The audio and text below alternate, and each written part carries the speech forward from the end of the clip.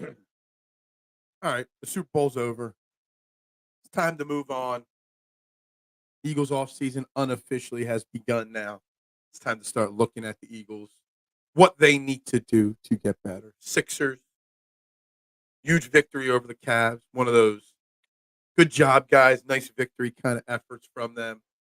We'll talk about that a little bit. Pitchers and catchers tomorrow. Flyers on a 4-game winning streak. Whatever you want to talk about. Trending in the AM. Taking your thoughts and opinions live. 30 seconds.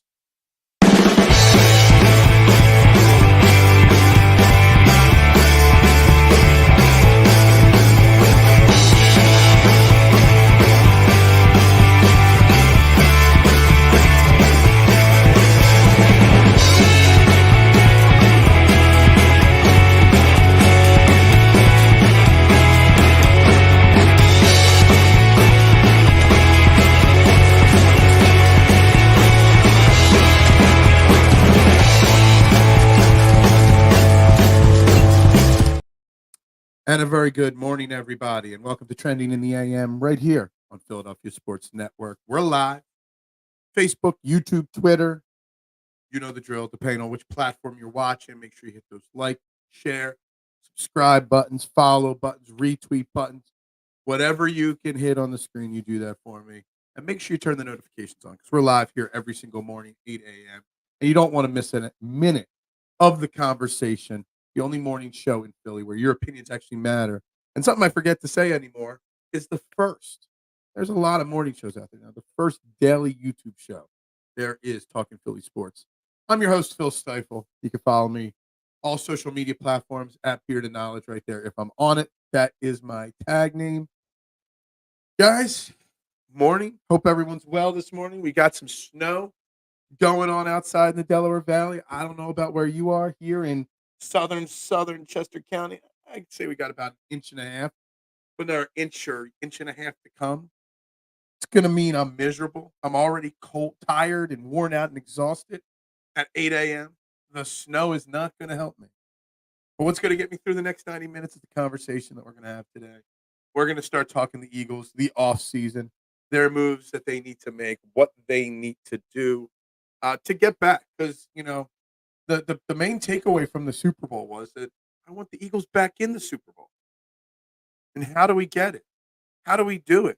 We're only 1 year removed from being in the Super Bowl, being one holding penalty away from winning the Super Bowl. We can't be that far. There's a portion of Eagles Nation that thinks we are far off from returning to the Super Bowl. And I'm going to say over the next couple of weeks, we're going to talk about all different rumors and all different things that can happen. Are we that far off, realistically, from getting back to the Super Bowl?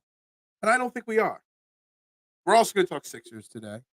Obviously, a nice win against a very good Cleveland Cavaliers team, 123-121 last night. Still, even this far off after the All-Star or the trade deadline, still shorthanded. And it was a really good win. So we're going to get into that. I did try to watch as much of that game as my attention and energy level would let me do. And I saw some good, and I saw some areas of concern. I know nobody in Sixers Nation. I know all over social media, Sixers Nation is just talking about, we're bought back in after last night. One game doesn't change or solve all the problems, but we're going to get to that. So I was sitting there thinking about the Eagles and the offseason now, unofficially, because I don't even know when the official offseason starts. In a week or two, the new league year will start. Free agency's around the corner. Draft in April, whatever. We'll get there. It's not as far off as you guys think.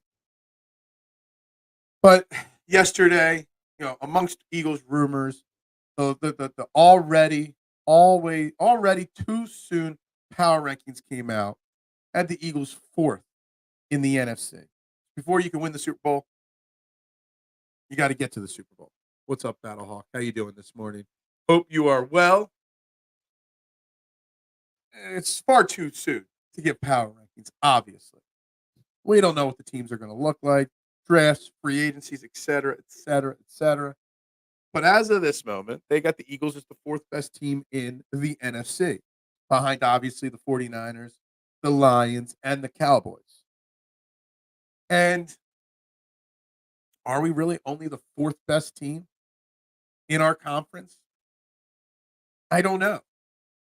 I kind of have a feeling we might be better off, even with all the things that we've got to discuss.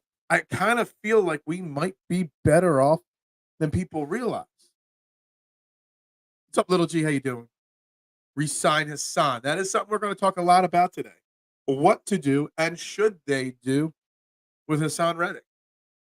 It's a very hot topic, very interesting topic, something that is going to cause a lot of conversation this offseason. I always see you, my man.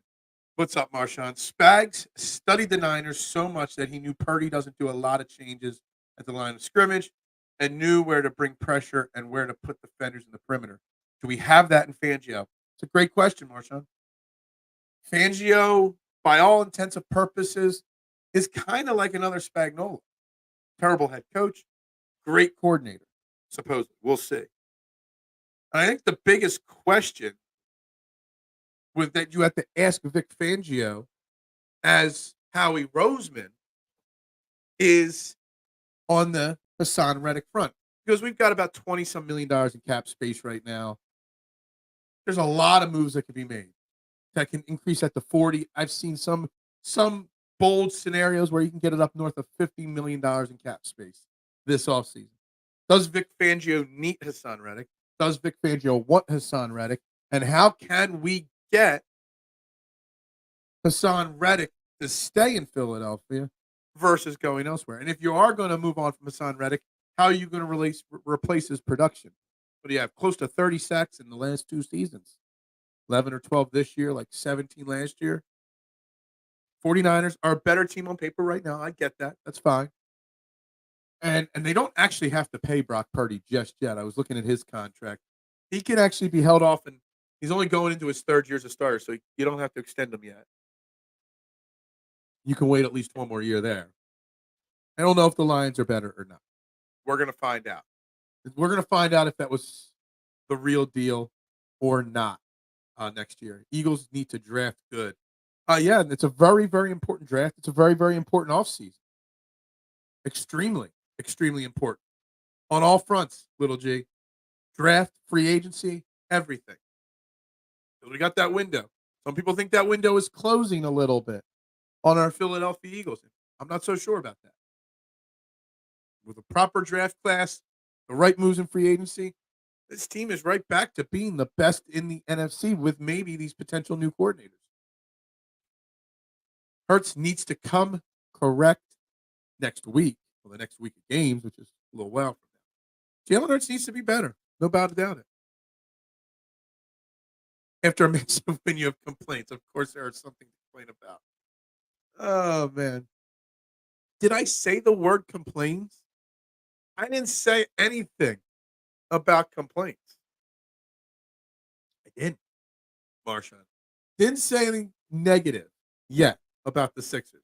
I said there were some areas of concern, not complaints, just so you know. Well, thank you. Thank you. How did Eagles lose to Cowboys? They stink. We beat the Cowboys, too. So, you headed to work soon. Me, I'll be leaving for work as soon as this show ends, Chris. Right on into Kennett. We'll be open. We're always open. We never close in Kennett Square. I stay open through every snowstorm, whether it's an inch or 10 or 25 inches. I'm always there, at least during the daylight time. Once it gets dark out, we see. But today's Fat Tuesday, too. It's a pretty busy day normally. Packers looked really good at the end. They did. So it's an underrated organization that the Eagles are going to have to battle with in the NFC. I think they're on our schedule this year, too. If you look at the Chiefs, their strength is in the secondary and linebacker. Outside of Chris Jones, who's on the D-line, that command a lot of attention from the opposing offensive line. Yeah, absolutely. So that effort needs to be put in the secondary and linebacker. But you still need that Chris Jones level player on the D-line. So that is where the Hassan Reddick, does he stay, does he go conversation comes into play. And I don't know. Where do you go with that production of Hassan Reddick if he's gone? A first-round pick and 2 second, can't mess this up. Last year, 2 first, and somehow only came away with 1 impactful player. Yeah, you've got to nail those first 3 picks. Got to nail them. They should be, hypothetically, on the defense. Marshawn, we know Howie likes to go off. And that's fine if he goes offense with some of those picks, especially if then they focus their cap space on the defense. I'm just concerned everybody is instantly, writing Hassan Reddick off. And I've been talking about Hassan Reddick as somebody that might be gone, not because I want to see him gone, just because I think the numbers just aren't going to work. Now, there was rumors late yesterday, I saw him this morning, that Atlanta is the first team that's reportedly interested in Hassan Reddick. Obviously, new head coach, turning to the tides down there in Atlanta. So they're going to trade us Bijan Robinson for Hassan Reddick straight up, right? Or Drake London, or Kyle Pitts and Bijan Robinson for Hassan. Sure. Do the deal, Howie. No. There's going to be everyday rumors of teams interested in Hassan Reddick. Question is it worth it? Is it worth moving on from him? We talked about it yesterday. What's he worth? A 3rd-round pick? Maybe. About that. Whoever's trading for him has to extend him. Is it worth it? I don't know. It's a tough call right now for Howie Roseman. Lions, Packers, Cowboys, 49ers, Eagles. Who is the best? I mean, right now, the 49ers just played in the Super Bowl, so you kind of got to put them as the best. I still think it's a pretty dead heat tie between the Eagles, Cowboys, and Lions. I'm not going to put the Packers in that level yet. There's 3 tiers. There's the Eagles, or the 49ers, then the Cowboys, Lions, Eagles, and then the Packers and a couple other teams. The Eagles are in that same category, though. Whose window is closing faster, Eagles or Niners? That's an interesting question. It depends on a couple key things here, Marshawn, when you ask that question. How long is a window? Like, the window of the next 3 to 4 years for the Niners isn't open. So you got to pay Brock Purdy. If not this year, next year. Their window next year to repeat as NFC champions is fairly open, because Brock Purdy doesn't technically have to get paid next year or this offseason. So he's still got 2 years left on his deal. So it'll be only year 3 of a 4-year deal he's going into. So the window for next year immediate is wider, probably for the Niners, just based off of this past season's results. But it's hard to tell till we see the offseason in its completeness. And you've been around my content for a while. I don't make crazy predictions and predict this and that until the week of the season started. So I don't know. But I don't think the Eagles' window is closing as much as other people do. I think that Eagles' window is open. And I still think it's wide open. And if we've made the right coordinator hires, which I don't know, we'll see. OTAs, offseason, training camp, we'll see. I don't think the Eagles are going to step any further back. If anything, they're going to step up and reclaim their throne. Get a good tight end. Tight end's going to be a topic multiple times on this show throughout the offseason. It was a topic last year on this show multiple times.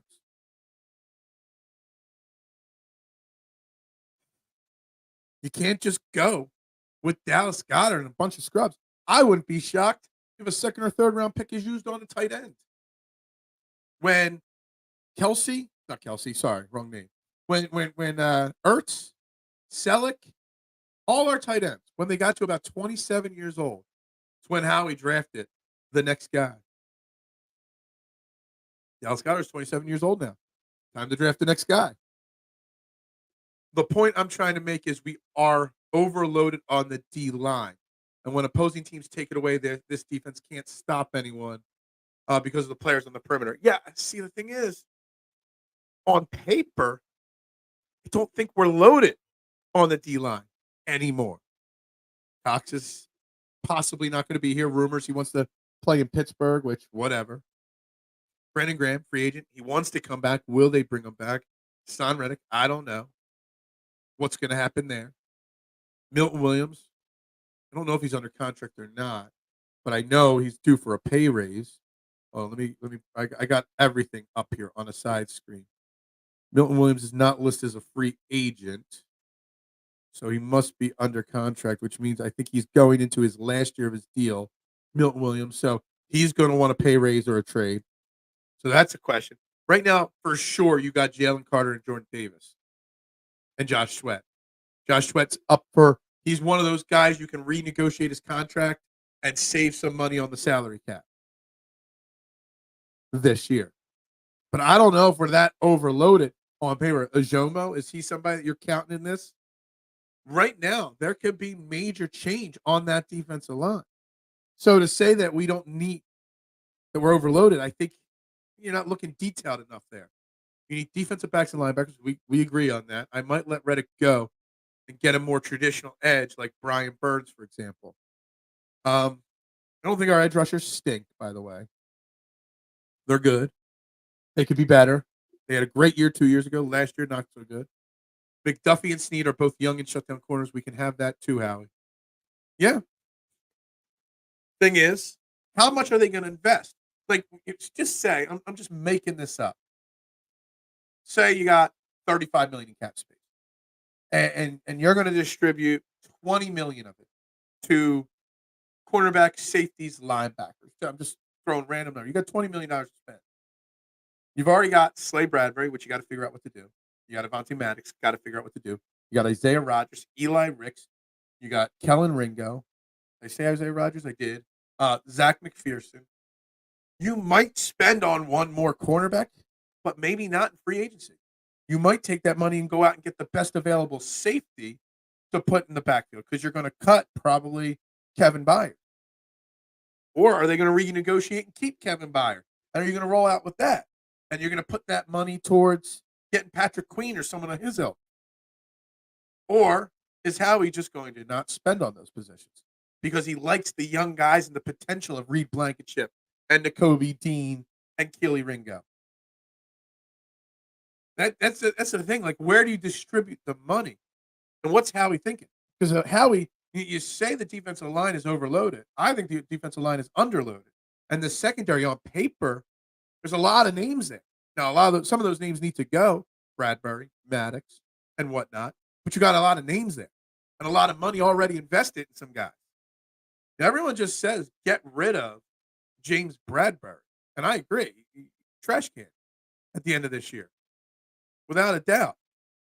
But James Bradbury, he's a $17 million cap hit if you cut him, $4 million if you cut him post June 1st. He's only going to cost you $4.8 million if you keep him this year. So there's a scenario where they try to move Slay because he might have more value in a trade and keep Bradbury opposite all these young guys. This season, I mean, the offense is pretty set soon. Get a new third wide receiver, get a backup tight end, extend Smitty and Dickerson. Your offense is set. You can renegotiate Mailata's contract to save a few million on the cap, whatever. Figure out what happens with Jason Kelce, which I'm tending to lean that Kelce is gone. Your work has to be done on the defense because the defense isn't just find a third wide receiver, find a second tight end. Your work on defense is you need to find starters, impactful players. Howie's MO is the line. I'll send Hassan to Chicago for their star quarterback, Jalen Johnson. Jalen Johnson was a name we talked about a lot at the trade deadline, didn't we, on this show? That there was an option or an opportunity maybe to get him then, and Howie didn't. I mean, sure. I mean, I forget why he didn't get traded to any team because he was on the trade market at the deadline. Can't remember why he didn't get moved anywhere, but he didn't get moved. So I would have to figure out why. But yeah, I mean, he's a stud quarterback. He's a lockdown. Why not? Eric, good morning. Gatekeeper of the Core 12. Always a reminder. to me to plug my work here. Fairway to Heaven, the original T-shirt. T-shirt store is linked in the description of the show. If you want to support your local content creators, get a T-shirt. The original Fairway to Heaven, not the copycat that the Live Tour is. And live tonight, 9 p.m., we're talking about the Genesis Invitational, our Core 12 T-shirt on the site. Support the Core 12 right there. And, of course, for when TMC says something insane, stop. Or Marshawn sometimes gets a stop from me. There you go. Thank you, Eric, for always helping me remember to plug. Adam, good morning. Big win for the Sixers last night. It was. The Cavs are a good team. One of the top teams in the East right now. I don't think the Cavs. See, here's the thing, and everybody was going to. Marshawn thinks I'm going to be negative on the Sixers win. I'm not. Everyone's talking about how it was a great win against a great Sixers team or a great Cavaliers team. I don't think the Cavaliers are that good. I think the Cavaliers are a bogus team. Now, in the Eastern Conference right now, with the Bucks stinking and the Sixers without Joel Embiid, and it's basically Boston and everyone else. Yeah, sure, the Cavs look better in the regular season, but come playoffs, I am not a Donovan Mitchell guy. I think Donovan Mitchell is overrated. He's a great player, but he's way overrated. Darius Garland, he's all right. In the playoffs, the Cavs would not scare me at all. I feel like Shanahan's window in San Francisco is a peephole right now. Can the 49ers even consider that? He's taken them to 3 Super Bowls. He's lost 3 Super Bowls with big leagues. Could he consider that? Could John Lynch consider moving on from Shanahan at some point? I don't know. Maybe. Yeah, the Niners are the early favorites already. And probably rightfully so. They're going to bring back a lot of their guys. Don't have to pay Purdy yet. It's interesting. It really is. I'm strictly talking last year, not future D-line. Outside of Hargrave, everyone was back from the Super Bowl. Okay, gotcha. Yeah, but see, the thing is, like, we're not overloaded next year. So we're talking next year now. And I think there's a lot of work to do on that defensive line. Heard Falcons I've heard Hassan to the Falcons. I mentioned that a few minutes ago. There's going to be a lot of teams calling. You're going to hear a lot of rumors on Hassan Reddick over the next couple of weeks. I don't know when the official league year starts and trades and stuff like that can happen, but you're going to hear a lot of it. And I'm not entirely sure moving on from it is the right thing. I get it. I understand it. And I've been talking about it for a year, not saying I want it to happen. Is a 3rd-round pick for Hassan Reddick worth moving on from him versus committing $20 million of your cap space to extending him? I don't know. Maybe. One impactful player doesn't say. That's why I'm saying this offseason is about restructuring the entire defense. And there's a lot that needs to get done there. Stephon Gilmore, is he available? Is he like 60 now? Need a good tight end. You need a running back upgrade. We don't need an upgrade running back. We just got to figure it out. Stop. That's right. Don't make me say stop to you. I put a little bat into it there. What's up, Duck? Good morning to you, my man. We're talking Sixers. We're talking Eagles. We're talking it all this morning. Pitchers and catchers report tomorrow. I'm wearing my Phillies red today. Let's go, baseball season. Shanahan's window is closed the second they have to pay Purdy, which isn't until next offseason. Now, I don't know the NFL rules if they're even allowed to pay him. He's only just finished the 2nd year of his rookie 4-year deal. So he might not even be able to pay him yet, which means his window's still open for at least 1 more year. 2 Super Bowl losses to the Chiefs with a 10-point lead for one Kyle Shanahan. Yeah, man. I mean, that's tough, man. That's a tough spot right there. If Morey was our GM, he'd trade Reddick to the Cowboys for a 4th rounder. Yeah, probably. That's right. Hey, I can't be mad about Reddick trying to get his bag before. I'm not mad at him at all. I have no issues if Hassan Reddick wants to hold out for more money. None. That's why you got to make a decision early because you don't need that lingering. You either got to trade him or you've got to sign him. They've given him permission to seek a trade. You're going to hear a lot of rumors. I would say I would put an 85, 90% likelihood Reddick is in another uniform in 2024. It's a shame because I wanted Reddick on the Eagles nonstop. And I'm not sure what happened to finally get him here, and then we got to move on. It's just the nature of the game. Getting him at that cheap price when we traded for him and extended him, we got him. And I said it when it happened, that it was such a cheap deal. And it was going to be a problem. And here we are with the problem. What's up, Brett? Good morning to you. 300 pizzas made by 3 o'clock yesterday. And then we just shut it down. In my Chef Ramsay voice, shut it down. That's what it was. We couldn't do any more after that. I only want to trade Hassan for a proven commodity player if there's no way to bring him back. So you don't want to trade him for a draft pick. So is there a player on another team that's in a similar situation that needs a pay upgrade and the team's not going to pay at that position because the team got a cornerback but needs an extra cornerback but needs an edge rusher? Maybe there's a flop there. Maybe there's a linebacker or a safety somewhere, a third wide receiver. I don't know. Players of Son Reddick's level rarely get traded player for player. That's kind of hard to imagine. I never did it yesterday. Let me see if I could do it. I got so many tabs open. I hope this doesn't mess up. I want to look up the I can't even do it. Somebody look up what did Khalil Mack get traded for back in the day. I mean, he's a step above Hassan Reddick, obviously.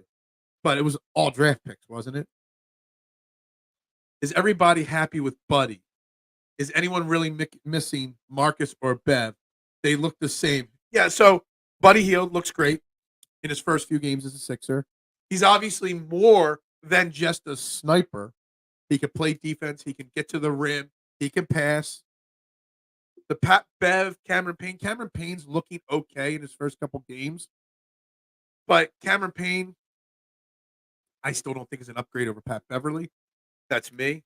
Marcus Morris, we could have used him the last couple nights for sure, considering how shorthanded we are. When is this? Like we're all waiting on Joel Embiid to come back, and we're treading water. But Harris is out again. Now he's got a hip issue. Nicholas Batum still isn't playing. Robert Covington still isn't playing. I mean, no matter what we've got, we are not a complete team. We're not even close. So that's where my problem is. It's Buddy's helping. Buddy's going to help. And Buddy with Joel Embiid in the playoffs would be great. Does it matter? Does it change much? I mean, the Buddy Hield one does change a little bit. And I don't think we win last night if you take Marcus Morris, put him in the lineup, and take Buddy Hield. But the other moves, they still don't do anything for me. Until we get a full team even minus Embiid. Get me Covington and Batum back healthy. I mean, I don't know how much longer we can trust Ricky Council, the fourth, playing 20+ minutes a game. Kid's got nice little spunk and energy, but we're not to those that like me. I'm okay playing them because I know the season isn't going anywhere, and you want to develop them. But the other people that still think that we have a chance to make a run, Ricky Council isn't playing minutes if you're making a run. Just saying. We're almost like the trust the process Sixers, where everyone's role players look like max deals on our roster. Dude, I am so worried that one of those max slots is going to go to Buddy Hield in the offseason. I hope Tara Morey doesn't do it. I hope. We were in the same situation with Jalen's contract last year as Purdy and the Niners. We still found ways to pay and bring players in. And next year, we're still not getting hurt by his contract next year. How many stoves do you have to make 300 pizzas? I got 2 ovens, 2 conveyor belt ovens. Me and my staff, it was just me and the wife. We had nobody doing it yesterday. It's a Monday. All my employees are high school kids or delivery drivers. This is the wife and I. We actually closed. Only took walk-up orders, and that was it. No phone orders yesterday, no deliveries. Just that. We started prepping them at 10:30, got done at 3 o'clock. It was a very long, stressful 4+ hours yesterday. Exhausting. I am still feeling it right now. But Howie's will only want young player to extend his contract. Yeah, I'm still so unsure of what a fair return would be for Son Reddick, and that is also one of the reasons why I don't want to trade him. Like a third round pick that doesn't do anything for me. A young player in a third round pick. Just throwing this out there. This is totally hypothetical. A young cornerback like an Isaiah Rodgers with upside, without the drama. Like a young upside guy that's like 23, 24, like Isaiah Rodgers, and a third round pick. Does that excite you? No. No, a second round pick, that might excite me a little bit more. But no one's giving us a second round pick for Hassan Reddick and then got to pay him $65 million. I brought up the average salaries of all edge rushers here. All right, so this is some ends, edge rushers, outside linebackers, whatever you want to call them. The average salary for the top 5 edge rushers in the league, and Hassan Reddick might not be on these guys' level, obviously. Nick Bosa makes $34 million a year. TJ Watt, 28. Joey Bosa, 27. Man, that Bosa family rolls in the dough. Myles Garrett makes 25. Montez Sweat, 24. They're their average salaries of their contract. Hassan Reddick has got to be looking for 20 to 22 million at least.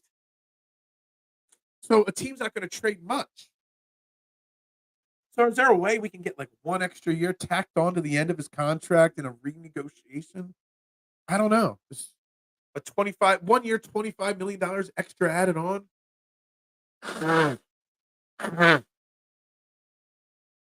Excuse me, guys. It will be draft pick and or player. But does it do anything for you? Last player for player trade the Eagles did was Shady. Oh, stop! That can't be the last one, can it? So no, I don't want a player for player. Hi, Chip Kelly. Make sure Chip Kelly is nowhere near it. Just ruined my day right there. The hell is that? Hello, darkness, my old friend. There he is, Nega. Look at me. Always a little nega. Little Negatron in me here. If we did Hassan for Surtain, what else would it take to make the deal happen? We'd still got to give up a pick. Surtain ain't getting traded for a player. You know, somebody joked yesterday, Hassan for Surtain and a pick. No, it's the other way around. It's like Hassan, and you still might have to give up one first-round pick for Surtain with Hassan. Surtain is young. He's elite. I would love Patrick Surtain. And I would I would probably do a deal. One for our first this year and something in the future. You know, I would do it. I really would. Joel with Buddy and Tyrese coming off of screens will be amazing if Joel's back. If he's not back, you got to re-sign Buddy to find out. JJ on steroids. Whoever replaced Tobias will make or break this plan for the Sixers. So you're already looking at next year. Tobias Harris hurt again. Whatever. It's part of it all. We have non-bird rights, which means we can offer $22 million and go over the cap. Don't think they go max for him, as no one else will do that for him. I doubt anybody else would do that, but I kind of feel like somebody would. There's always that one person that overpays somebody. What's up? Fly. Eagles. Fly. That's right. Yeah, a couple Twitter comments this morning. Nice. People watching on Twitter this morning. What numbers is your draft picks? I know we got the 22nd pick in the first round. I think we got the 50th and the 53rd in the second round. So we got 3 top 53, 3 top 55. I don't know if the second one is 53 or 55. 3 top 55 picks. You got to nail them. And you should be able to get 3 impactful players with those. They are paid a lot of money, Marshawn. I don't know if they suck or not. I can't say that they suck. I can't do that. Hassan in the 22nd for Surtain. I say do it, Howie. Figure out the rest later. Man. Wow. I think I would do it. You've got your outside cornerback position locked up. You probably got to pay Surtain. I don't know where is he? Is he up for an extension this offseason or next offseason? Help me out with that one. Well, let me tell you something. I'm probably doing it. Locked down corner.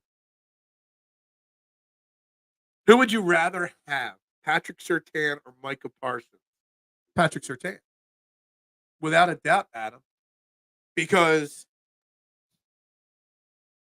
it's harder to find and lock down a lockdown cornerback than it is an edge rusher. There's a lot of great edge rushers, cheaply paid in the NFL. There's a lot of guys that can get after a quarterback. You can scheme guys after a quarterback, dial up the right blitzes, whatever.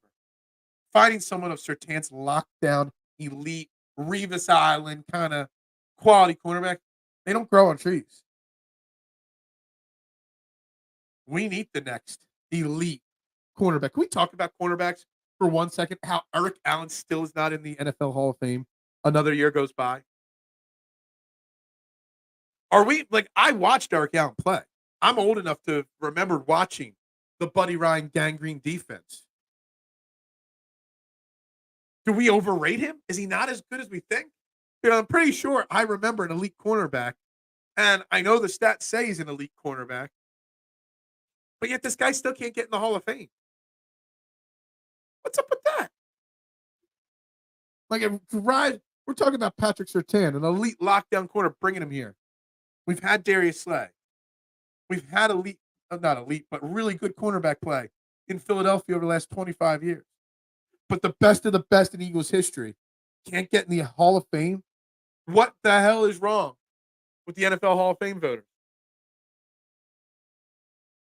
Or, as Eagles fans, are we overrating him? I don't know. Tobias built like cookie dough. Dare I say, crumble cookie dough. Stop. Don't embarrass cookie dough like that. I love me some raw cookie dough. Cookie dough ice cream, too. Ray McLeod fumble. Okay. 22, 50, 53, 97. 22. Okay, so yeah, so they're your first four picks then. I wasn't sure if 53 was 53 or 55. But yeah, so we got four top 100 picks. 3 in the top 53. You got to hit them. You've got to get impactful players. Now I know Howie's MO is to draft offensive line and defensive line and depth. And like Nolan Smith was a pick for future, not immediate impact. At 22 and 50, you can't draft you can't draft at 22 Lane Johnson's ultimate replacement. You got to draft somebody that's going to play immediately.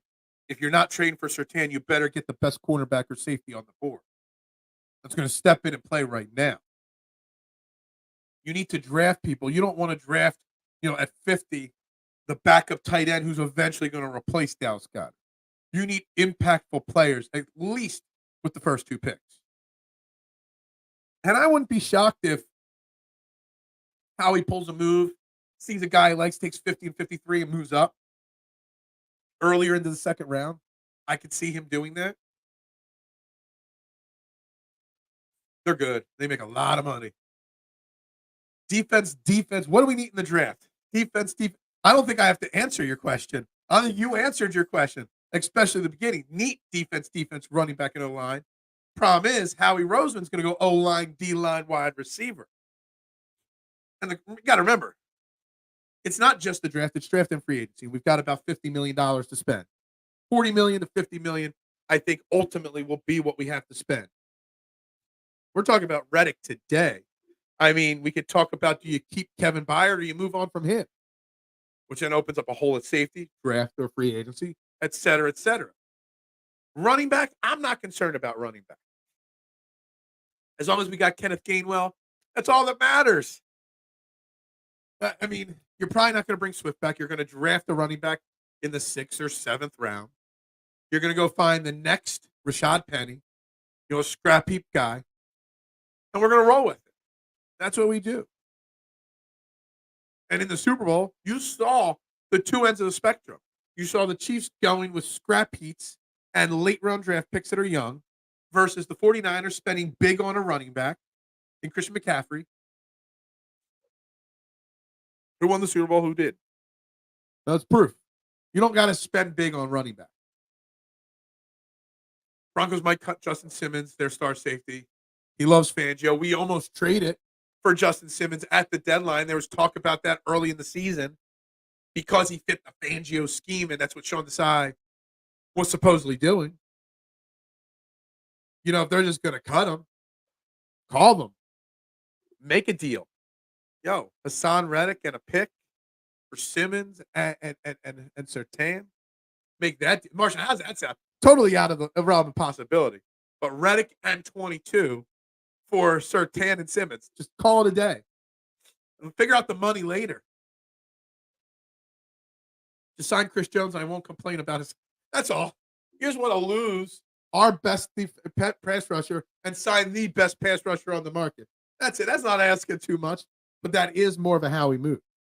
Not to spend that big $80 million contract and spend that on two safeties or a safety and a linebacker.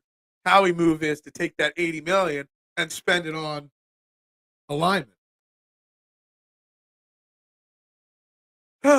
Reddick and Brett. I still think you got to throw a pick in there. But maybe. So it's a $17 million. See, Duck, I am not a cap expert. Never claimed to be one. I just go off of what I read and what I hear other supposed experts say. So Bradbury's a $17 million dead cap hit if we cut him. $4 million or so if we cut him after June 1st. Does trading him change the dead cap hit? So I know his salary for 2024 is only just like $4.5 million. So does the dead cap hit not happen if you trade him? I'm asking. I don't know the answer to that one. Micah doesn't even want to play in Philly, as he said. As he says he doesn't want to play, but he also says he wants to play in Philly. Look, I said it. Devontae Smith, love him. He's going to get a big pay raise. But that draft class, I wanted Micah Parsons so bad. That was the year we traded back, and then we traded back up. We were 6. We traded back to 12, then up to 10 to get Devontae Smith. I wanted us to trade back up to 6 or stay at 6 to get Micah Parsons. We draft Micah Parsons. Yeah, we don't have Devontae Smith. We might still have Jalen Reagor, hell, at this point. But, man, Micah Parsons, man, I wanted him in Philly so bad. One of my biggest disappointments. Steve McMichael's story is amazing, though. Yeah, hey, good for him. Very glad to see all his teammates have stuck to him and stayed with him through all these years. You always see pictures of his former players, former wrestlers, people that just love this guy. He finally got in the Hall of Fame. Good for him. But Eric Allen, come on now. How's Patrick Willis in the Hall of Fame? He only played a few years, right? I mean, Patrick Willis was pretty elite, if I remember correctly. I mean, really elite. I don't know about years, though. Oh, my God. Stop. Nnamdi. Actually, see, there's a big difference between Nnamdi Asomugha and Byron Maxwell. Two high value or big name cornerbacks that we brought in here. And this goes to Patrick Surtain and all these other guys that are out there. Just because they're elite elsewhere doesn't mean they're going to be elite here. You got to figure out, are they an elite cornerback? Are they Nnamdi Asomugha, who was an elite cornerback? He just didn't want to play football. He was like a rocket scientist or a brain surgeon or something like that, wanted to get into acting. Football was the lowest thing on his priority list. And that's why he dropped off here. And then there was Byron Maxwell, who got the big payday here once. But he was just a product of a system. The Legion of Boom. Once he got away from the Legion of Boom, and he had to be an outside elite lockdown guy without Richard Sherman, protecting him, he wasn't as good. Then he went back to Seattle after Philly, and he was good again. So you got to figure out these things. You got to. We've had a better job over the years of drafting cornerbacks and signing free agents. We've had a better job of trading for them. Lito Shepard, Sheldon Brown, Bobby Taylor, Eric Allen. None of those guys were high-priced free agents. Darius Slay was a trade. That worked out. The Maxwell Asomugha did not work out. Bradbury was a free agent. Worked out for 1 year, not so well the next year. Phil, don't tease me with a good time in that Broncos trade. Which one was it? It was Simmons and Surtain for Reddick and a first-round pick. That's a lot. That's a lot to take in. It's a lot to soak in right now. Dude, I'm just dreaming of that right now. Chris Jones and Jalen Carter. Oh, my God. But you get Chris Jones, you're pretty much done in free agency. You're rolling out there with those cornerbacks. You're rolling out there with Reed Blankenship and Kevin Byard. Saw cap experts say they would restructure his deal before the trade to decrease the dead cap. Talking about on Bradbury. Okay. Yeah. Yeah. I would rather Myles Garrett, who openly said he might play in Philly in the future. Myles Garrett's one of those 1 year. He's like, I don't know. I don't know how he would be welcomed here in Philly. But he is an elite guy. He's elite at his position. In the MCU, Steve Rogers is the dead cap.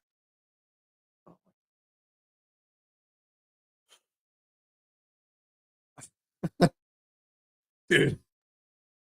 Oh, man. Maxwell and Asamoah as cornerback 1 and 2 would destroy our fan base. Yeah. Dude. So, yeah, I know. Dude, Marshawn. What was Eric saying? What was Eric doing there with that? Oh, my God. I don't even know how to respond to what Eric said. I don't. No clue. No clue what to say. It's literally hilarious. I'm trying to bring up something here. Give me a second. All positions. I'm looking at I want to see cornerback. Oh, let's just go secondary in general here. I'm looking at the free agents that are in the secondary right now. What was that? Oh, he's got club option. Okay. I'm trying to look at secondary options that are free agents. So you got Andrew Jackson. You got Kendall Fuller, Stephen. These are based off of ranking based off of what they got paid last year. Kendall Fuller, Stephon Gilmore, Micah Hyde, Michael Davis, Kenny Moore, Chauncey Gardner-Johnson. These are the names that are available in the secondary as free agents, unrestricted free agents. It's not much pickings in that case. What I do, that's my Mitchie Poo joke. Yeah, where is Mitchie Poo? I had an opportunity to say what's up, Mitchie Poo yet. Yeah. Man, Eric won. Eric, if this was like a internet, like a Twitter post or something, he'd break the internet with that. It's great. It's great. It's great. Van Ginkel is the most realistic pickup at linebacker this offseason for Howie. All right, let me switch to linebacker. I'm trying to find where we could spend this money fairly based off of last year's money. Top free agent linebackers: Hunter, Gregory, Baker, Zadarius Smith, Devin White, Leonard Floyd, Josh Allen, Isaiah Simmons, Jordan Hicks is available. Yeah, I mean, the free agent market isn't elite. But you know what is elite? If you hit the like button. We don't got a lot of people watching today. We're only banging around between that 16 to 22 mark. Outside of YouTube, only one person's watching on all the other 5 different platforms right now. Disappointing today. Because people don't want to talk about Hassan Reddick. People want me to talk Phillies. Now I'm going to get nobody to watch the show and talk myself most of the time. I'm going to talk Phillies. Because that would be more entertaining to myself. Mitch hasn't been around since the state of He went like this. He dropped the mic and walked out. He love it. Van Ginkel and Jordan Hicks incoming to save the day. I don't know. I feel bad with that. Oh, don't want to have my marker on the floor. You never know. Dog walks in and eats it. Shout out to my man, old man Al. Today's my old man's 16th birthday. We adopted him 4 years ago as an old man. Still going strong. So 16 years today for Mr. Old Man Al. He might not have every brain cell left up in the head, but the guy's still living the best life that a senior dog should. Always. Hashtag adopt. But hashtag adopt senior dogs. A lot of great senior dogs out there. Always need somewhere to retire in their old age. Yeah, the free agent market, like at linebacker and cornerback and safety, it's not that elite. There's a significant chance that you have to overpay somebody that doesn't deserve it. It's going to go up the entire defense of free agency. And the top free agents on defense are your edge rushers and defensive tackles. You're really going to pay someone like Randy Gregory? He's one of the top based off of this year's salaries. big money? No. I mean, you got probably better options on offense. You got some quarterbacks, but we don't need quarterbacks. Mike Evans, I don't know what's going to happen with him. Odell Beckham. Kelce, you got to figure out that. You got bigger names at least available at running back and wide receiver and stuff like that on the offense. Van Ginkel and Hicks is a lot better than we had last year. That is true. We cannot go into 2024 with oft-injured Nakobe Dean, Zach Cunningham, and Nicholas Morrow. That can't be our linebacker core with Ben Van Summeren, and of course Sean Bradley will be back for special teams. All right, it's funny. Sean Bradley was a big loss, supposedly, and our special teams was better this year than last year without him. Just saying. But yeah, and Ginkel and Hicks would be better than that. But is that really going to? I mean, look. Actually, let's rephrase this a little bit, Marshawn. You go out and make a big bold trade for Patrick Surtain and Justin Simmons, and you invest that way, and then you go get Van Ginkel and Hicks, or just one or the other to add to what we got. I'm pretty happy then. If we're going to go get Patrick Surtain or Justin Simmons, and then Hicks is your other linebacker, sure. That's a win-win-win of an offseason. At least in my opinion, it is. Thank you. We adopted two and lost both. I'm sorry to hear that. Well-fed and not afraid. See, that's the thing. We've struggled even 4 years now, Al. Still always a little skittish. Came from a pretty rough situation. We've got Penelope, our other senior dog. Her birthday, her 13th birthday, is what's today's date? About 2 weeks, not less than 2 weeks from now, is Penelope's birthday. And then we've got two almost senior fosters in a separate part of our house. So always adopt, don't shop. But seniors, man, they need a life. And Penelope and Al came from some pretty tough situations and give them a nice, comfortable place to lay their head for their final years. And honestly, it goes to show Al was not supposed to live a very long. We've had him for almost 4 years now, because if you give these senior dogs a home, they'll love it. VG and Hicks, I can see happening for real. I can see it. And I would be much happier if it also included getting Patrick Surtain. Phil, how did you like the Rock heel turn for damage control for WrestleMania? It's so funny about this whole The Rock situation and WrestleMania and wrestling is the fact that The Rock is more famous now as an actor than a wrestler. He made his bones, he made his reputation as a wrestler, but then became famous in Hollywood. One of the box office smash guys. Okay. The Rock had millions of fans when he was a wrestler. He's got hundreds of millions of fans as an actor. And there's a problem with a lot of his fans don't understand that heel Rock is just acting. He doesn't actually act like that when the cameras aren't rolling. And he actually had to put out a statement because he was coming under such fire for the way he acted, because that's not how Dwayne Johnson acts. My kid looks up to you, all the good things he does. And he had actually put out a statement saying, that is just a character I play. That is not me. And that is so funny that in this day and age, so many people don't understand that The Rock is just a character. It's hilarious. But I love it. It's entertaining. It's damage control for sure. And that's the better storyline, the breakup of damage control, just saying. But it's the thing. Now, I don't know where WrestleMania is going to go, how they're going to do it. They'll probably, Rock will wrestle somehow. Maybe you put him in a triple threat, Rock and Cody with Reigns. I don't know. I don't know what you do. Or Cody gets tricked into putting his shot up on the line against The Rock. I don't know. Sure, we plan to do it this way with our baby face. Yeah. Now, they were expecting to make millions and millions of dollars on The Rock. Now they're going to make billions of dollars because heel Rock, Hollywood Rock, 10 times better than Goosebumps Rock. They're going to make $1 million just on Cody Crybaby shirts if they haven't already made them. Yes, I agree. I flipped to Raw a few times. I was watching the Sixers game last night. I clicked over here and there.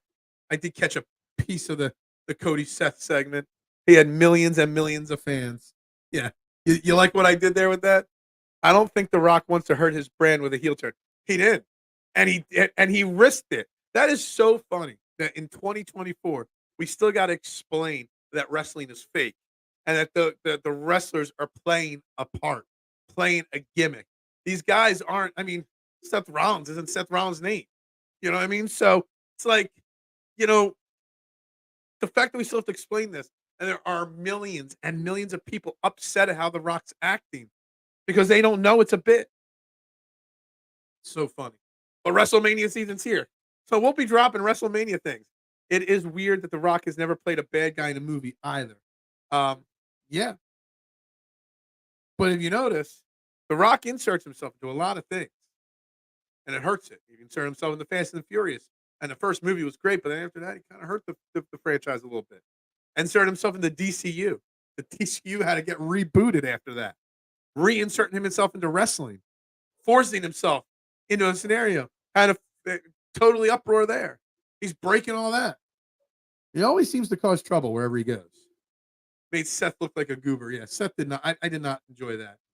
Why are we talking so much wrestling tonight? Heel Rock truly is the best Hollywood rock, corporate rock. Or I didn't like Nation Rock. I didn't like the Nation of Domination. I thought it was too cringe for me, even back then. Hollywood Rock, though, was great. When he came out as Hollywood Rock and was playing the guitar, shut up when people were singing around with him. Then Goldberg came out and said, "You're next." I mean, that was prime rock right there. DC can't CGI for shit. We could just talk. We've already made, dead cat jokes today. We might as well make the DC jokes too. DCEU was dead either way. Yes, the Flash movie. I didn't watch it when it was in the movie theaters. I wasn't wasting my money on it. I'm a huge fan of the Flash. Grant Gustafson, or however you say his name. The TV show, the Arrowverse Flash, fantastic. The DCEU Flash movie. You could tell that movie was rewritten, recast, and took 75 years to produce and put out by the movie. It was pathetic, that movie. Don't you besmirch anything Ron Simmons has done. I would never do that. The Acolytes, the APA, Ron Simmons, world heavyweight champion in WCW. Great. When is the next Batman coming in? I don't know. I liked the Batman, but I don't know how I felt about it. I don't know. It was good. I wouldn't rank it as in one of my favorites. You have to respect The Rock for still coming back to where he made his bones. He can walk away. Batista's come back multiple times. Just so you know. Multiple WrestleMania seasons he's come back to get a payday, but also to help the product. So he hasn't been as bad. But Batista also is willing to put people over. Remember, he's the one that tapped out for DB at Yeselmania way back in the day there. So I couldn't see The Rock taking a Cody cutter and taking a clean pin to Cody Rhodes. I just don't see it. Hate Seth Rollins with a passion, but his entrance is fire. His entrance is more over than him. Now there's another guy. Heel Seth Rollins. Corporate Seth Rollins. Best for business Seth Rollins. All better than current Seth Rollins. For sure. Yeah. I don't know. That might be better than my $1 Million Man laugh there. Doesn't help. Ezra Miller he's something. He's a scumbag something. For sure. The Rock played at least a bad guy in 3 movies I could think of. Really? Name them. I want to know. I'm off the top of my head. I can't think of it. No. Michael Keaton, Val Kilmer, and what's his name? Why can't I even think of his name? George Clooney's the worst Batman, without a shadow of a doubt. That's for K1. K1's been noticeably quiet this week. That's very disappointing to hear. Very disappointing. He might lose his Core 12 status. Phil be like, I don't know. Ron Simmons is a saint. Yeah, something like that. Can we get back to sports talk? We'll do a quick reset here. You're watching Trending in the AM right here on Philadelphia Sports Network, everybody. Make sure you hit that like button, that share button, that subscribe button, that retweet button. We've even had comments on Twitter today. So drop your comments. We're talking Eagles offseason, unofficially starting what you want. Okay. Sixers, Cavaliers. Buddy Hield, the savior that we need for this season. Actually, that might be how I phrase it. I'm going to try to get Justin Crosby on tomorrow to talk.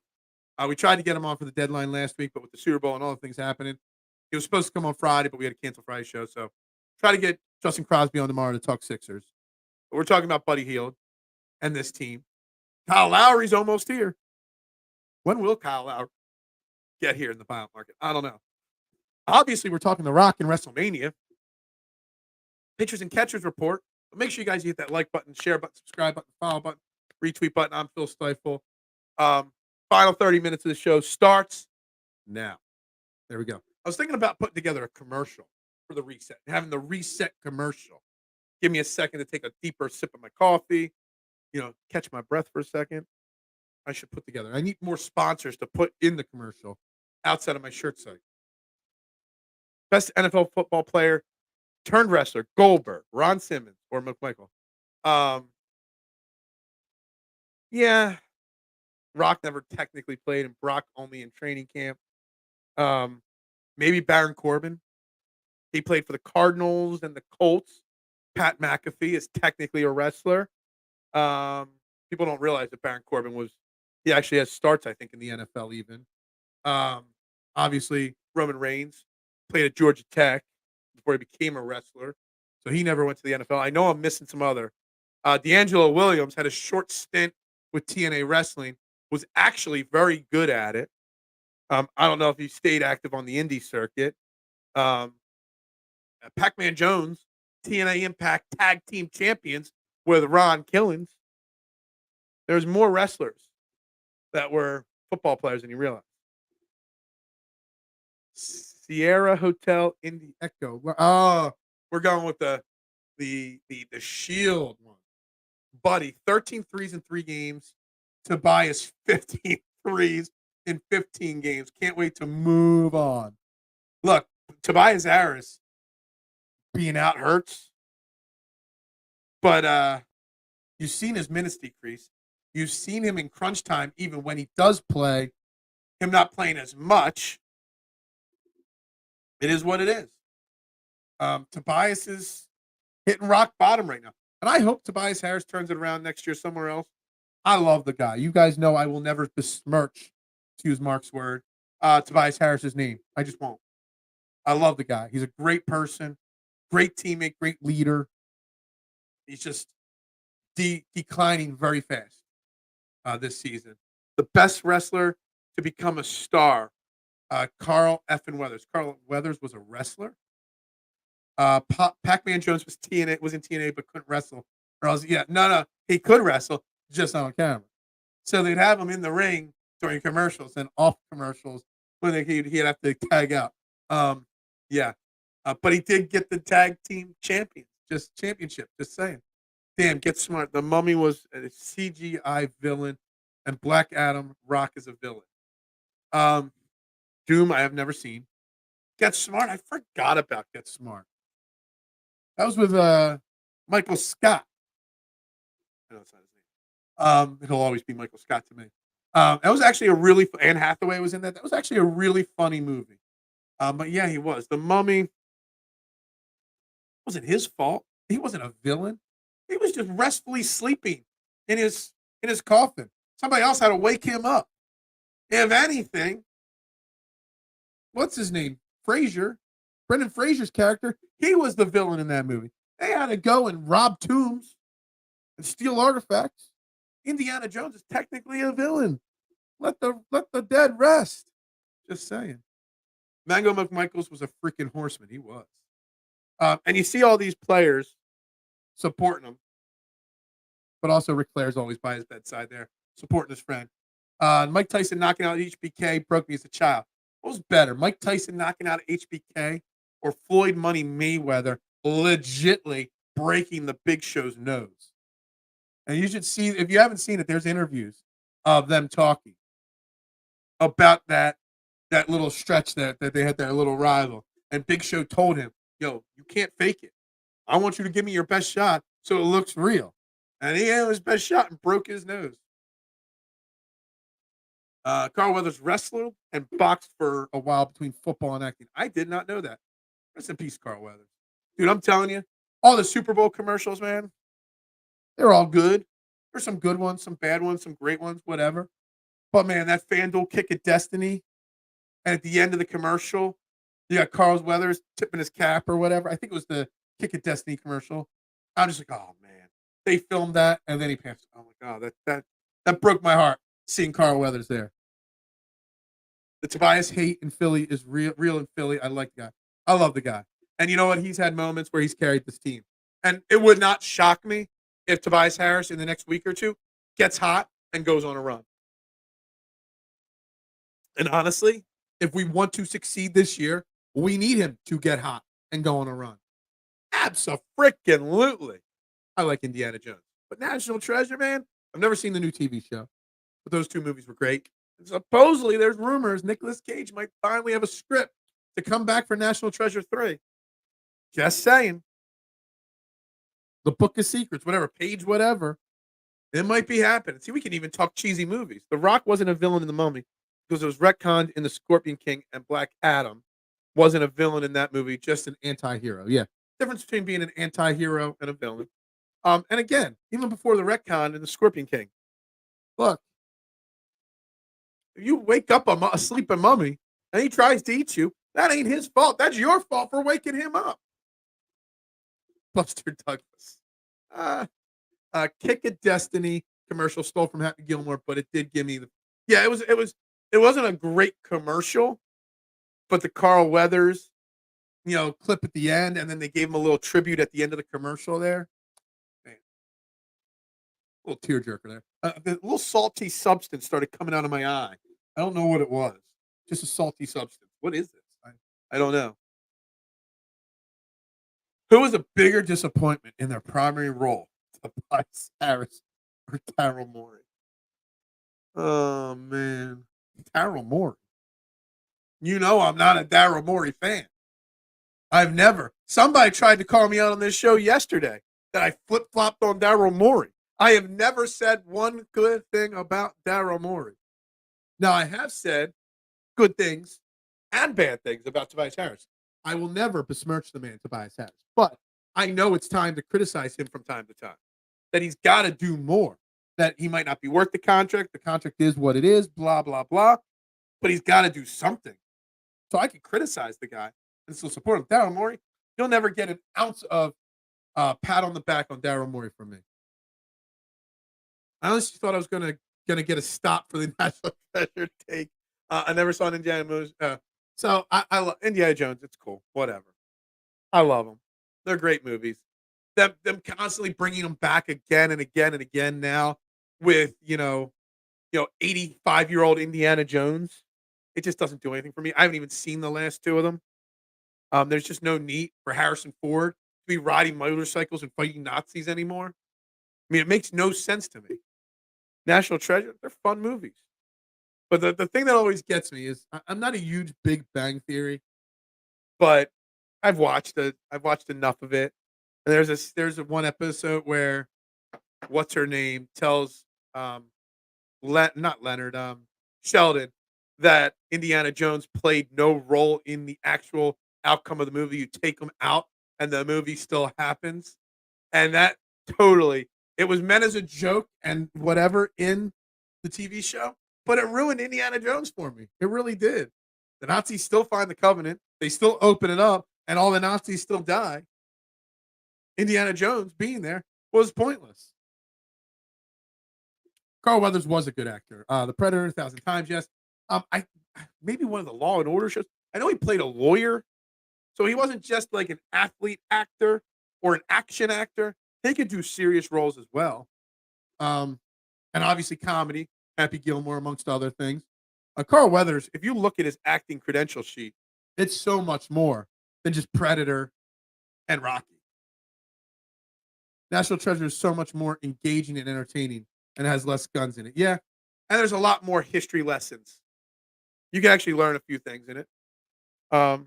Nicolas Cage is such an underappreciated actor. He's not a great actor, but he's had some really fun, entertaining roles.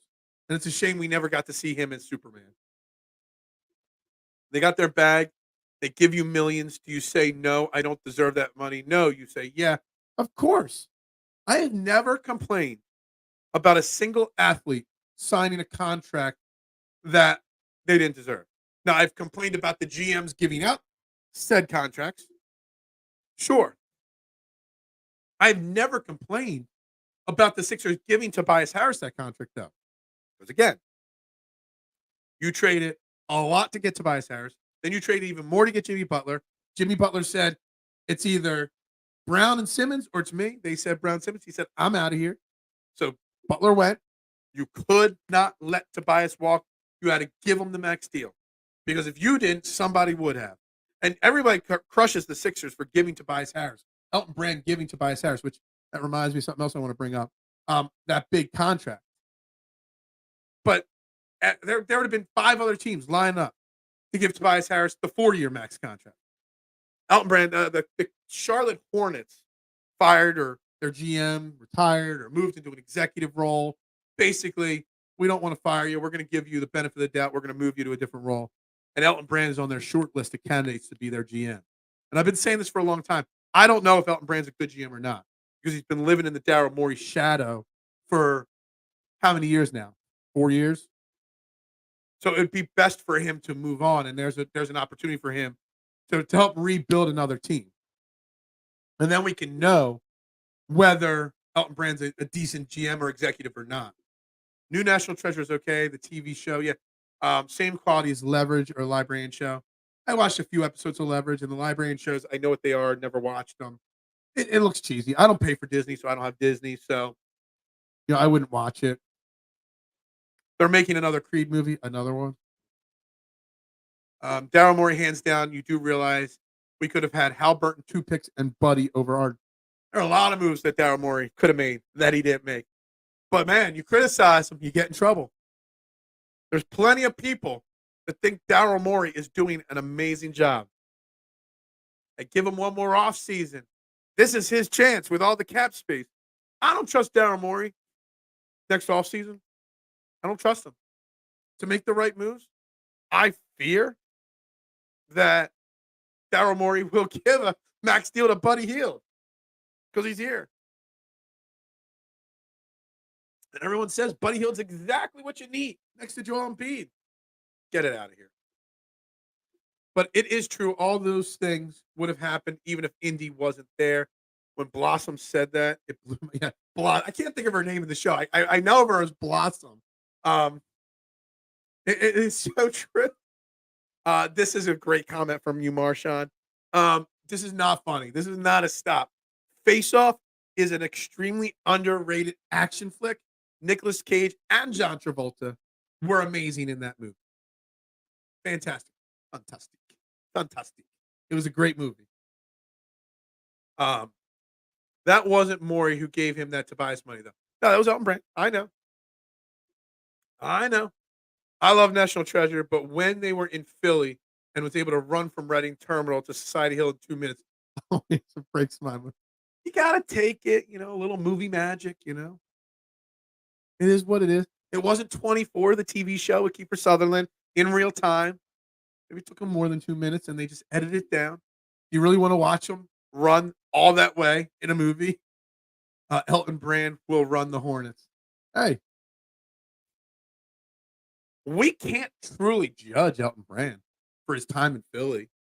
He was at that awkward spot with the Brett Brown and Ben Simmons situation. And then he lived under Morey's shadow. Action Jackson, baby. That's right. Moves get it wrong in Salver playbook he ran. Moves get it wrong in Salver Lonin's playbook. He ran from Bonner to across Delco in 30 minutes. Oh, Silver Linings playbook. Sorry. Yeah, Bonner.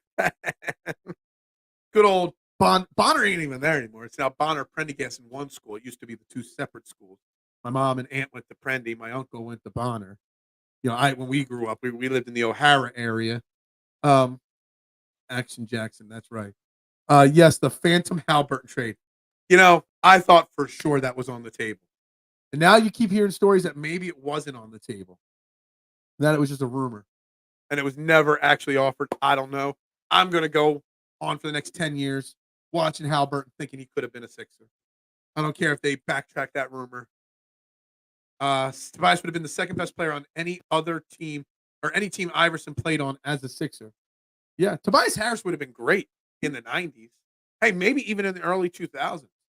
But he's had to reimagine his game. He's never been able to just be Tobias Harris. He's had to constantly change his game to fit the team the Sixers are putting together. And I feel for him. Not even the third best player in today's soft NBA. AI would have shifted or shit on trouble. Yeah. He would have been eating a different kind of cookie. Yes, we can judge him, Brandon. Nah, can't fully judge him. What'd he do, good or bad? I don't know. We judge everyone, even Brett's tenure, as the ghost GM who traded Mikal Bridges away. Yeah. That is still brutal. The Brett Brown era, man. Hearsay, yeah. Mr. chiming in late here. We got the final 15 minutes and Mr. shows up. Could have got a good player by trading Tobias. It's like Nick Nurse likes him too. You got to have leaders on your team. If you traded away Tobias Harris at this deadline, Joel's hurting out. I mean, Maxey, is he ready to be the leader in that locker room? Buddy Hield coming in at the deadline isn't going to instantly take over a locker room. I don't know. I don't know if trading Tobias in this current situation would have been good. Tobias is this team's Tony Robbins. I don't know why, but now saying that, my phone's probably listening in on me. I don't know why, but a lot of Tony Robbins clips and streams and reels are popping up on all my social media feeds. And I don't know why. And I don't want to hear any of them. Hi, this is Tony Robbins. Ugh, with his big ass mouth. I don't know why he's popping up on my feeds nonstop. And I think I just got him off my feed. And now because I'm talking about him, I'm sure my phone's listening. And I'm sure I'm going to see nothing but Tony Robbins when I scroll social media today. He must be spending money or something like that because he's popping up on everybody's feeds. You're not the only one to respond to my comment with that. Not at all. What the hell? I don't need Tony Robbins. Tony Robbins, come to my workshop. I will make you a better person. Tony Robbins, get the hell out of here. Elton brought us Jimmy Jackson. They goaded him in my book. Al Horford gets the John Cena treatment from me. Oh, man. If Daryl get a Siakam, OG, or George with cat space, it's the best. Yeah, no. I'm going to say, survey says, to Paul George. I love Paul George. Great basketball player. Was a great basketball player. Now he's still a really good basketball player. But you're going to have to commit a max salary. So what's Paul George now? 32? 33? Are you really going to give 4 years and $200+ million to Paul George? You might as well give it to Buddy Hield then. Not much different. Paul George don't play 60 games a year. I'm not giving Paul George anywhere near a contract. Now, if you would have asked me 2-3 years ago, of course. If you would have asked me when he got traded from Oklahoma City to LA, absolutely. If you would have talked to me when he got traded to Oklahoma City, absolutely. Loved his game. But I think it's a little past the Paul George time in Philadelphia. Siakam, I don't think it's possible. He's the only person, I think, on that Raptors team that didn't get along with Nick Nurse. OG Anunoby, sure. I wanted him before this season. Best case, I don't know. Paul George would be a bad case. I don't think it's a good case, a best case, a bad. I don't want Paul George anywhere near the Sixers organization. LeBron apparently is a whale that Maury will harpoon. I got people telling me that we should go get her. I've had people on social media telling me, go get LeBron and go get Bronny James, and there's your future. Get the F out of here. That's just like the WWF used to say, get the F out. That was their slogan when they switched to WWE. LeBron to Philly, get the F out of here. No way. No way. Give me 40-year-old LeBron over pandemic Paul. Yeah, I mean, actually, I would take LeBron on a 2-year deal over Paul George, because LeBron James at 38 years old right now, or whatever he is still a better player than Paul George.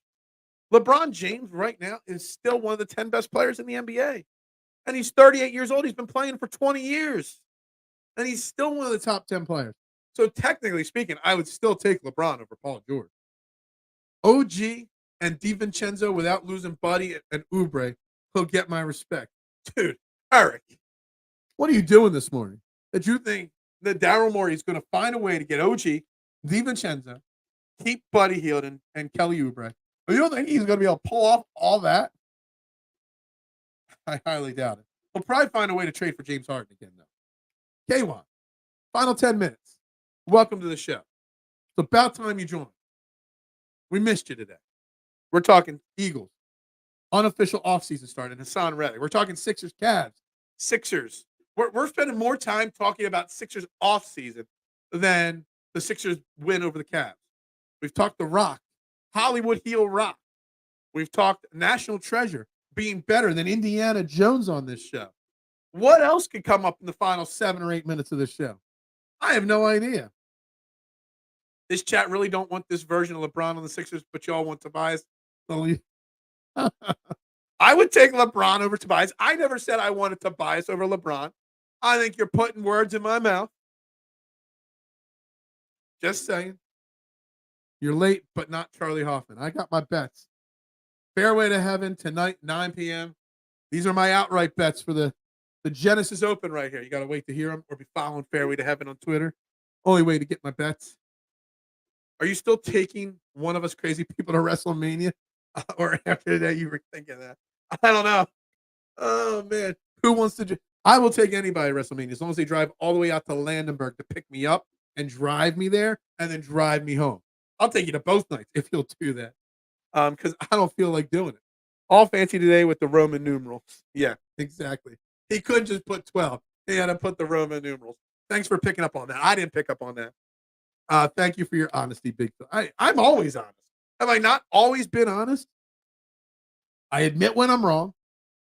I have my own opinions, but I also admit when I'm wrong. Always. For all the glazing Morey gets, he better pull something like that to earn the hype. Dude, when does he ever earn the hype? The freaking Commanders owner traded Harden. We are a class act. No, we are not. We are so far from a class act here at Trending in the AM. We are literally, to steal something from my man Peanut, who hasn't been in the comments today, my broadcasting system, his show, Birds, Beer, and BS, he calls it a shit show. Yeah, this is what this is on a daily basis. We have fun doing it.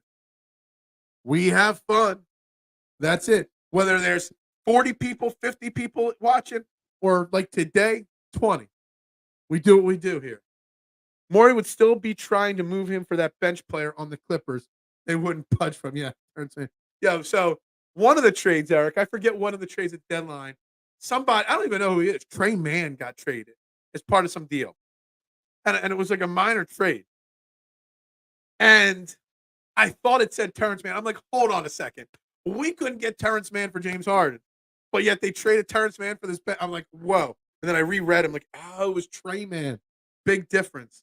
Yeah, I wish. I'll take $5 today. Anything I'll take. Phil probably bet on Christian Bazudenhout.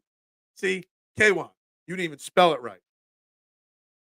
I can't say Abelina, but I could say Christian Bazudenhout.